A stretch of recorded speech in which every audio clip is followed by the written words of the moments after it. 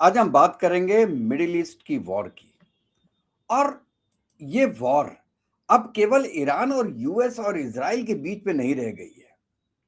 इसमें आ गए हैं हाउतीस, ईरान और सऊदी अरेबिया भी। आपको पता है कि ये जो मिडिल ईस्ट की वॉर है ये बहुत ही खतरनाक मोड़ पे पहुंच गई है दोस्तों। हाउदीज ने अब सीधे सीधे सऊदी अरेबिया के खिलाफ मैरी टाइम एम्बार्गो घोषित कर दिया है। यानी जैसे मैंने पहले कहा, ये वॉर अब केवल ईरान और यूएस के बीच की नहीं रह गई है और इसका असर अब पूरी पूरी ग्लोबल शिपिंग पे भी पड़ेगा, ऑयल सप्लाई पे भी पड़ेगा और पूरे गल्फ रीजन की सिक्योरिटी पे भी पड़ेगा। आज हम इसी वीडियो में हम पूरी तरीके से समझेंगे कि कहां से शुरू हुई ये नई क्राइसिस, कौन कौन इसमें शामिल है और क्या दुनिया एक बड़ी जंग की तरफ बढ़ रही है या फिर अभी भी डिप्लोमेसी की कोई जगह बाकी है।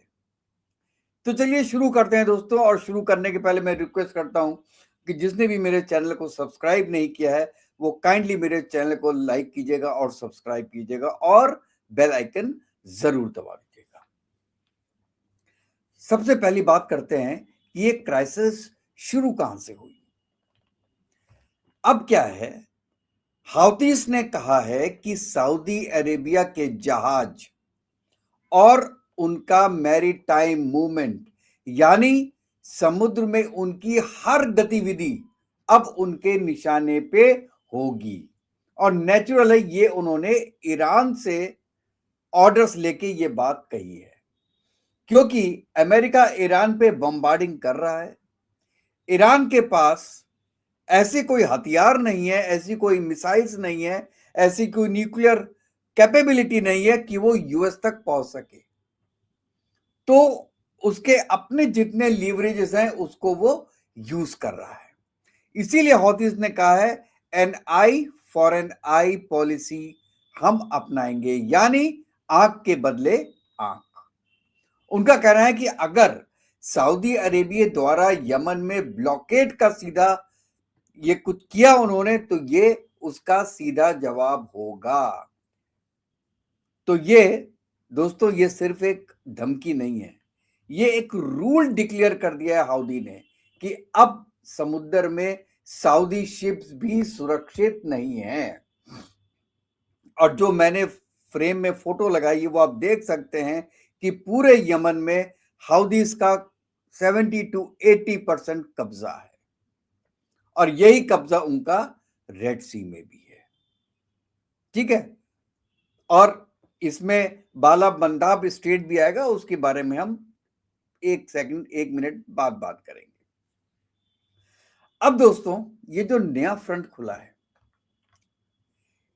ये हमला केवल सऊदी अरेबिया नहीं है, ये यूएस के खिलाफ भी एक फ्रंट खोला है ईरान ने, जैसे मैंने बताया। अब ये लड़ाई मूल रूप से आप देख रहे हैं ईरान और इजराइल या ईरान और यूएस के बीच में सीमित समझी जा रही थी, लेकिन अब सऊदी अरेबिया को घसीट कर एक नया फ्रंट खोल दिया है। इसका मतलब है कि अब जंग का दायरा बदल गया है। और अब हम आते हैं स्टेट ऑफ मंदब पे। ये जो बाबल मंडप है स्ट्रेट, ये पूरी क्राइसिस का असली केंद्र है। ईरान बहुत लंबे समय से हाउदीज पे दबाव डाल रहा था कि भैया ये बाबा मंदिर को बंद कर दो, और यही तो वो गेटवे है जो रेड सी को खोलता है और यही रास्ता है जिससे सऊदी अरेबिया को लगातार उनका जो ऑयल एक्सपोर्ट है वो होता है। और अगर ये रास्ता बंद हो जाता है दोस्तों तो इसका असर मैं बता रहा हूं आपको केवल मिडिल ईस्ट तक सीमित नहीं रहेगा, पूरी दुनिया इसको महसूस करेगी। क्यों? चलिए नंबर से कुछ समझते हैं पहले। रोटर्स के मुताबिक अगर ये स्ट्रेट ऑफ बंदक बंद हुआ तो दुनिया का 7% ग्लोबल ऑयल की जो सप्लाई है वो प्रभावित होगी। अब देखिए 20% तो पूरा स्टेट ऑफ हॉर्मस से गुजरता है, 20% वहां बंद हुआ, 7% यहां बंद हुआ, तो पूरी दुनिया का क्या हाल हो जाएगा। और देखिए ये बेसिकली पहली बार नहीं हो रहा है, इसके पहले भी गल्फ वॉर की वजह से पहले ही ये लगभग जो है आपकी जो जितनी भी ये पूरी जो ऑयल का ट्रांसपोर्टेशन है वो पहले से ही बहुत प्रभावित है। आपको पता होगा क्रूड ऑयल के रेट्स आजकल ऊपर नीचे हो रहे हैं, कभी 110 पहुंच जाता है, कभी 80 पहुंचता है, कभी 60 तक पहुंच जाता है। ये डिपेंड करता है कि जो जितने जितने भी स्ट्रेट हैं वो कब खुले हैं कब बंद हैं, क्या बात चल रही है क्या बात नहीं चल रही है। और अगर ये जो बाबल मंदब है, अगर ये डिसेप्शन पूरा जुड़ जाता है तो भाई साहब ये पूरे वर्ल्ड में एक सप्लाई क्राइसिस बन जाएगी। अब इसमें क्या होता है कि डिप्लोमेसी भी बीच में आ रही है, बात भी कर रहे हैं, सीज फायर की भी बात हो रही है। अभी ट्रेडर्स को काफी उम्मीद है कि यार डिप्लोमेसी काम करेगी या नहीं, मतलब यह है कि मार्केट अभी पूरी तरीके से जंग के लिए की तरफ नहीं जा रहा है, लेकिन एक पॉसिबिलिटी है कि अगर वॉर होती है तो ये जो आपका क्रूड ऑयल का रेट है वो बहुत बढ़ेगा, और अगर कोई डिप्लोमेसी होती है या कोई सीज फायर होता है तो ऑब्वियसली उसका फर्क जो है वो दाम में पड़ेगा, क्योंकि पर्दे के पीछे सीज फायर की कोशिश हो रही है। और मीडिएटर्स जो कि इस समय बेसिकली कतर है, उसने ये रिक्वेस्ट किया है ईरान से कि भैया आप 10 दिन का सीज फायर आप कर दीजिए। मतलब ये एक इंटरिम एग्रीमेंट है और इसके बाद हम आगे की बात करेंगे। आप ईरान से भी बात करेंगे, हम यूएस से भी बात करेंगे, we will come to some conclusion. अब यहीं पे इंपॉर्टेंस आती है पाकिस्तान की भी। आपको पता है ईरान के जो इंटीरियर मिनिस्टर है इक्सांदर मोमाइनी, ये एक बार फिर इस्लामाबाद पहुंचे हैं और इन्होंने इस्लामाबाद में ये कहा है कि आप यूएस ईरान कॉन्फ्लिक्ट में एक बार फिर से मेडिएशन की भूमिका निभाइए। क्यों कहा है? This is very very big question mark. क्या पाकिस्तान ये काम कर सकता है? देखिए मीडिएशन की भूमिका वही निभा सकता है जिसके पास कुछ तो हो, कुछ तो पावर हो, वो दोनों पार्टीज का कान तो पकड़ ले। यहां पे पाकिस्तान क्या कान पकड़ सकता है यूएस का या ईरान का? तो किस बात का मीडिएशन कराया? और ईरान क्या ईरान का ये अब लास्ट आ चुका है क्या? फेडअप हो चुके हैं क्या? फ्रस्ट्रेट हो गए हैं क्या कि वो पाकिस्तान के पास जाके बोल रहे हैं कि सर अब आप मीडिएशन कराइए? आपके मीडिएशन ने पहले जैसे कि बहुत ज्यादा रिजल्ट दे रखे हैं, हमने आपका मीडिएशन पहले मान लिया था। ऐसा तो कुछ नहीं हुआ था, ना आपने माना ना यूएस ने माना। आपने कल की डेट में जो पीस एग्रीमेंट है उसको सब दुनिया के सामने पाड़ के फेंक दिया था, और आज आप पहुंच गए पाकिस्तान के पास दोबारा क्या मीडिएशन कराइए। अब सोचने वाली बात यह है कि डिप्लोमेसी के बीच में अमेरिका लगातार एयर स्ट्राइक क्यों कर रहा है, और अगर बातचीत चल रही है तो जो ग्राउंड रियलिटीज है वो बिल्कुल अलग क्यों है। यूएस लगातार इरानियन सिटीज पे स्ट्राइक कर रहा है, और यूएस, लेकिन इसमें देखिए यूएस के सेंट्रल कमांड क्या कहता है? वो कहता है कि हम ईरान की जो शिपिंग जो उसकी स्ट्रेंथ है उसको हम पूरी तरीके से खत्म कर देंगे। और आज दोस्तों आपको याद होगा 9वीं रात है, 9वीं रात जिसमें ये स्ट्राइक जारी है, और अमेरिका इस जो स्ट्राइक्स है उनको जस्टिफाई भी कर रहा है। डोनाल्ड ट्रंप ने कहा है कि स्ट्राइक्स अमेरिकन सर्विस मेंबर्स की मौत का सीधा जवाब है। जो 2 अमेरिकन सोल्जर्स की मौत हुई है उसको आड़े रख के, चाहे वो मेन रीजन हो ना हो, लेकिन उस रीजन को मेन रीजन बताते हुए यूएस अटैक किया जा रहा है ईरान के ऊपर।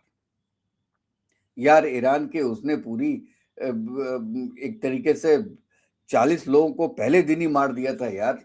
खुमैनी साहब को ऐड कर लो उसके अंदर तो है। और आपको अपने 2 लोगों की इतनी चिंता है कि आप पूरा कंट्री खत्म कर देंगे। एक बात सोच के देखिएगा दोस्तों, क्या ये बहाना नहीं है?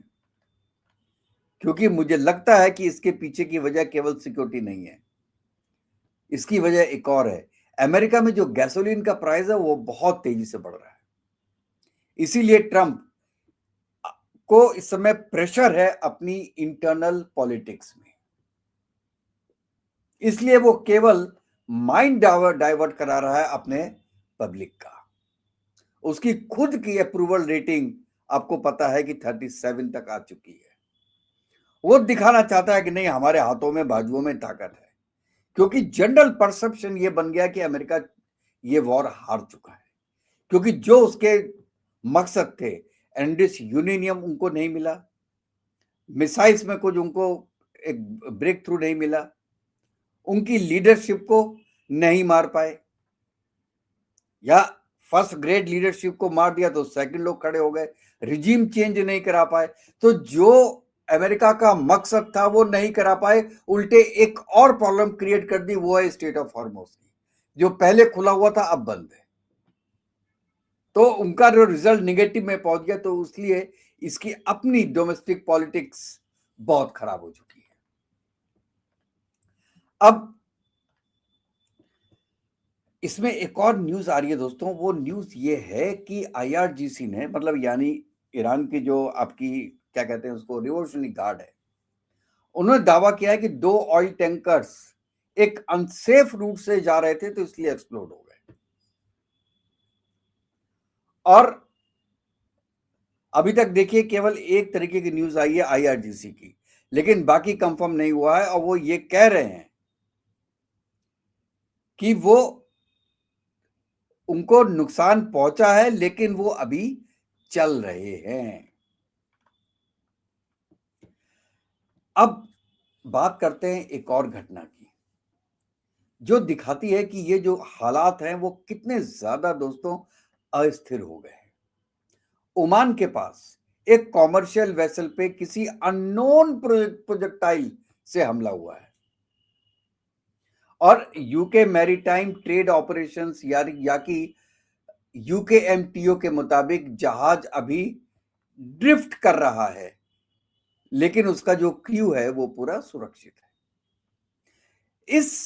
इससे दोस्तों बिल्कुल साफ पता चलता है कि अब सिर्फ मिलिट्री ही टारगेट नहीं है, बल्कि सिविल शिपिंग है वो भी खतरे में आ चुकी है दोस्तों।